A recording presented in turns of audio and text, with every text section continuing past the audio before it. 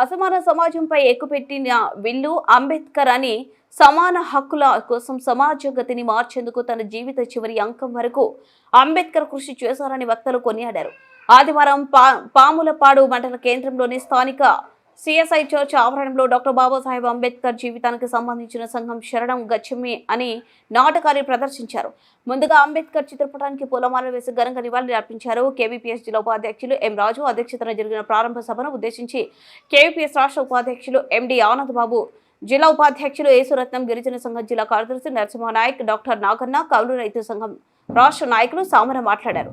ఈ సందర్భంగా వారు మాట్లాడుతూ ఎడ్ల కేంద్రకు సనాతన సాంప్రదాయం పేరుతో చదువుకు సంపదకు మెజార్టీ సామాజిక తరగతుల గదులను దూరం ఉంచి కులం పేరుతో దోపిడీ కొనసాగిందన్నారు. రాజ్యాలు కూలి పరాయి పాలన పతనమైన నేటికి హక్కులు అంతని ద్రాక్షలాగా ఉన్నాయన్నారు.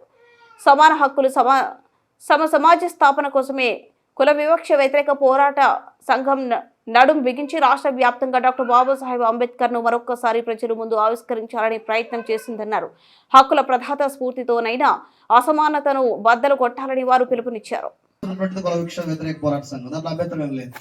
ఎందుకంటే ఈ దేశంలో కులమే ప్రధానమైనటువంటి ఆటంకం. ప్రపంచం ఒక రకంగా ఉంటే మన భారతదేశం ఇంకో రకంగా ఉంది.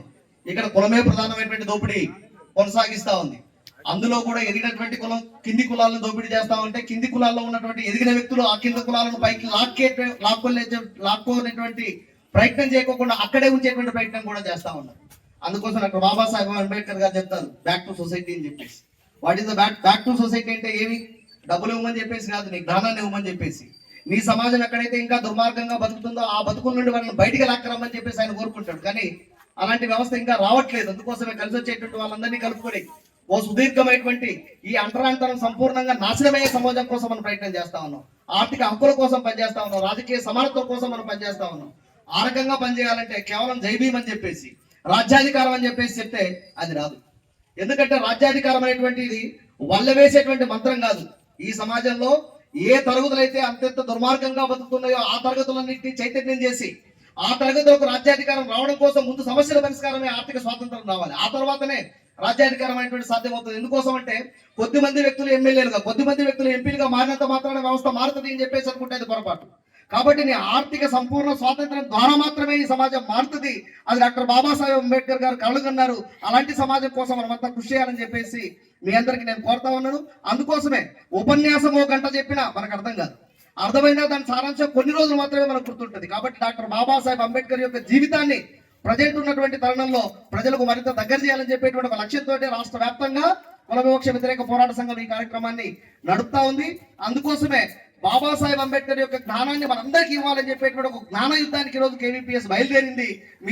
అందరూ కూడా దాంట్లో భాగస్వామ్యం కావాలని చెప్పేసి అంబేద్కర్ ఇచ్చినటువంటి జ్ఞానం ద్వారా గతంలో మహాకవి శ్రీశ్రీ చెప్తాడు, కుక్క పిల్ల సబ్బు పిల్ల లేదు, ఇవేవి కవితకు అనర్హం కాదు అని చెప్పేసి. ఇప్పుడున్నటువంటి పాలకులు కానీ పాలక వర్గాలు కానీ చెప్తున్నటువంటిది ఏమంటే కులం, మతం, భాష, ప్రాంతం ఏది మాకు ఏ దొరికితే దాన్ని ఈరోజు దోపిడీకి ఉపయోగించుకుంటాం, కొట్లాట్లు పెట్టుకుని ఉపయోగించుకుంటాం అని చెప్పి చెప్తా ఉన్నాయి. కాబట్టి అంబేద్కర్ సమానత్వం రావాలి అంటే ఆయన దృశ్య రూపం చూడడం ద్వారా సాధ్యమవుతుంది. కాబట్టి ఆ రకంగా మీరు చూడాలని చెప్పేసి ఆయన బాటలో మనం నడవాలని చెప్పేసి సమాజాన్ని ఆర్థిక అంతరాలు లేని సమాజాన్ని సాధించాలని చెప్పేసి మీ అందరికీ తెలియజేస్తూ ఈ అవకాశం ఇచ్చిన మీ అందరికీ ప్రతి ఒక్కరికి పేరు పేరున ధన్యవాదాలు తెలియజేస్తూ సెలవు మిత్రులారా.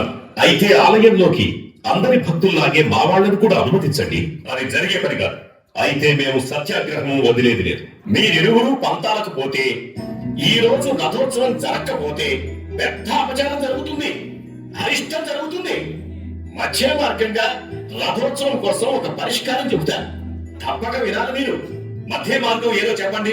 మీ ఇరు వర్గాల్లో బలశాలులైన యువకులు సరిసమంగా రథాన్ని లాగండి. సమస్య పరిష్కారం అవుతుంది. ఏమిటి నేను చెప్పిన దానికి సమ్మతమేనా?